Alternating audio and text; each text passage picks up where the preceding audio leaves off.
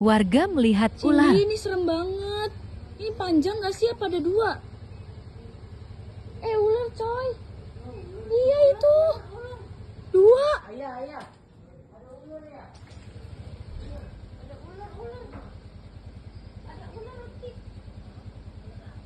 Ular kobra. Gede banget, dua. Ini. Warga lapor ke Damkar. Kalau yang video tadi kita lihat itu dia hewan yang tidak berbisa, hewan sanca itu namanya, atau ular piton. Dia tidak mempunyai bisa, tetapi liritannya yang sangat mematikan. Ya, perbedaan gigitan jenis yang berbisa dan tidak berbisa. Kalau yang berbisa dia dua titik sejajar. Kalau yang tidak berbisa dia seperti gigi manusia, agriva. Dia seperti letter U. Kalau gigitan ular yang tidak berbisa, dan ular ini dia semi akuatik, bisa bertahan di dalam air itu selama 10-15 menit. Kalau untuk ular sanca, dia untuk saat menyelam ke air dia berada di dalam. Ketika nanti 10-15 menit dia akan berkeluar. Karena apa? Karena ular itu sejatinya dia bernapas melalui paru-paru gitu. Ada yang pernah bilang ular itu tidak takut dengan garam, itu mitos. Mau garam dengan 10 kilo, 20 kilo nggak akan ngaruh sama sekali. Kenapa tadi kita menggunakan metode maksudnya menggunakan bahan wipol, karbol. Ular ini dia sangat sensitif dengan bau-bau yang menyengat. Salah satu contohnya ini karbol. Ini salah satu mencegah atau memprotek rumah kita agar hewan reptil khususnya tidak masuk ke dalam rumah. Memang tidak membunuh, tetapi meminimalisir ular ini masuk ke dalam rumah. Itu pencegahan yang pertama. Yang kedua, bersihkan area rumah, hindari tumpukan barang yang memang tidak dipakai. Banyak kasus ular itu berada di area sepatu. Nah itu kalau misal mungkin Bapak Ibu kalau saat mau berangkat kerja atau mau berangkat aktivitas, coba dicek dulu sepatu-sepatunya. Dan sekarang ini kita masuk bulan November, yang dimana nanti Desember puncaknya menetas ular kobra sanca.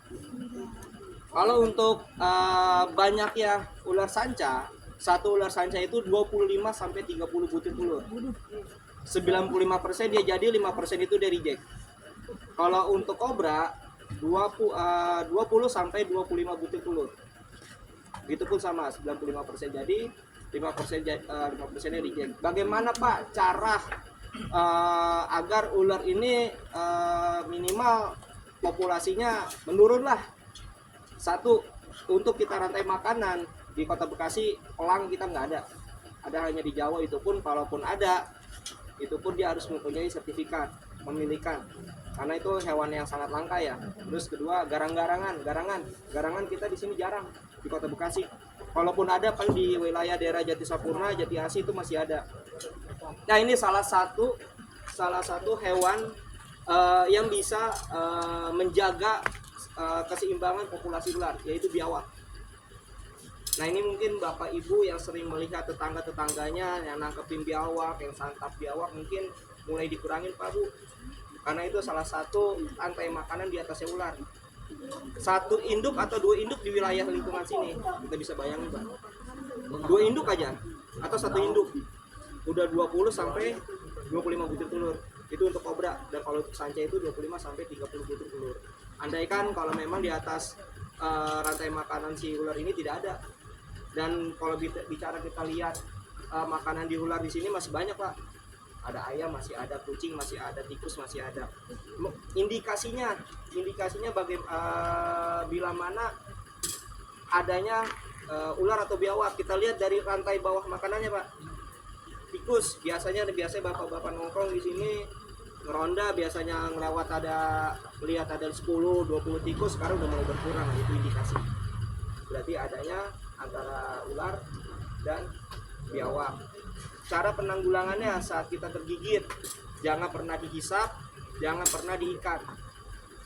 Yang dihisap kita tidak pernah tahu kondisi gigi kita ini atau ada sariawan atau ada yang sedang sakit. Nah itu yang cepat bikin kita meninggal. Itu untuk hewan yang berbisa. Kalau misal diikat, kita selamat sampai rumah sakit. Cuman ada 2 kemungkinan. Satu diamputasi, kedua kita cepat meninggal. Kenapa saya bilang cepat meninggal? Logikanya saat kita bermain karet atau lengan kita diikat dengan kain, pas kita dibuka apa yang terjadi? Ada tekanan darah yang memompa cepat ke area jantung. Nah, itu yang bikin kemungkinan kita bisa meninggal cepat. Bagaimana Pak caranya? Diimobilisasi atau dibidai. Seperti kayak patah tulang. Digips ya, digips. Misal contoh, kalau untuk orang awam yang tergigit itu biasanya di tangan dan di kaki. Kalau di kaki itu kita bidai sebanyak 5 ruas saraf ya. Ini anggap ya kaki ya. 1, 2, 3, 4, dan 5. Kenapa saya bilang sebanyak 5 ruas saraf? Contoh kasus seperti anggota teman kami juga pernah ada yang dia tidak tergigit basah tetapi tergigit kering. Alhamdulillah sih, akhirnya jarinya itu tidak normal.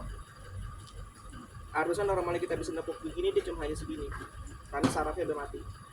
Selamat, tapi sarafnya dia mati. Itu yang bikin ya kita sama, cuman ya pasti ada yang cacat ya. Kalau imobilisasi kita tidak benar, itu cara penanggulangannya. Kalau misalnya sanca, kalau misalnya kita terlilit, jangan pernah area kaki ini dirapatkan ya, karena ini sangat mudah untuk sanca ini melilit kita. Minimal jarak sebahu kita, agar kalau misalnya kita terlilit dari sini, kepala udah kita pegang, misalnya kepala udah kepegang, atau memang kepala masih kita kepala ini masih gigit area kaki, kita masih bisa gerak Pak, kita masih kabur, masih bisa minta pertolongan. Nah, bagaimana caranya biar si ular ini terlepas dari area gigitan kita? Taruh di air, direndam. Karena apa? Karena ular ini semi akuatik, dia akan terlepas dengan sendirinya selama 10-15 menit. Terima kasih edukasinya ya Bapak.